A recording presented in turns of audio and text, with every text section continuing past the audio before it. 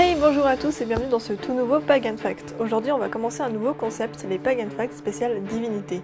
Je vais piocher plusieurs dieux dans plusieurs panthéons et vous raconter un petit peu leurs histoires dans des vidéos assez courtes. Aujourd'hui on va commencer avec le panthéon celtique et parler de Cernunnos.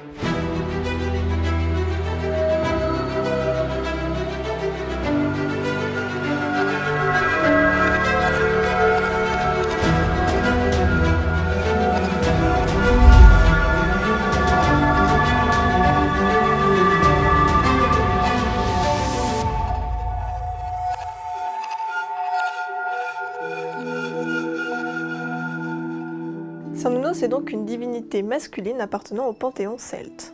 Il est parfois nommé le dieu cornu de par son apparence. Il possède en effet des bois ainsi que des jambes avec des sabots. C'est le dieu de la nature et seigneur de la forêt. Il incarne donc le cycle de la nature. Cernunnos appartient également aux croyances druidiques. Les druides le nommaient Ugardan, dieu de la fertilité et de la nature. Et il était déjà un dieu cornu. La plupart du temps, on le représente dans la position du lotus, avec ses cheveux longs, sa barbe, ses cornes ou ses bois, ses sabots, le torse nu et un torque autour du cou. Plusieurs animaux peuvent l'accompagner, voire le symboliser. Il y a notamment le cerf, le bélier, le taureau ou le serpent à cornes.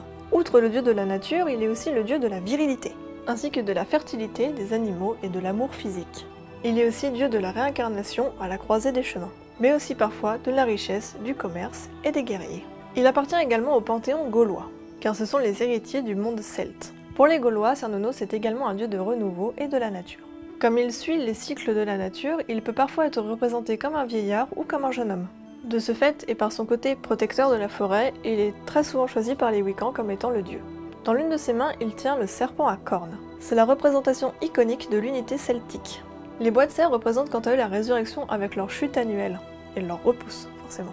Il est donc également un symbole de mort et de résurrection, ce qui coïncide bien avec la nature qui meurt pour mieux renaître.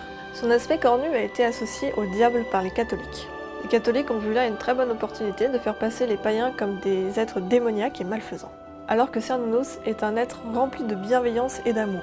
Il est régulièrement utilisé dans l'univers pop culture, notamment dans la BD Freak ou dans la série française Zone Blanche ou encore dans les jeux vidéo, comme par exemple avec Malfurion. La nature Se dressera contre vous. Il est actuellement dans Mastinger. À l'intérieur de lui, on ne sait pas qui il y a, mais ce n'est pas Yannick Noah.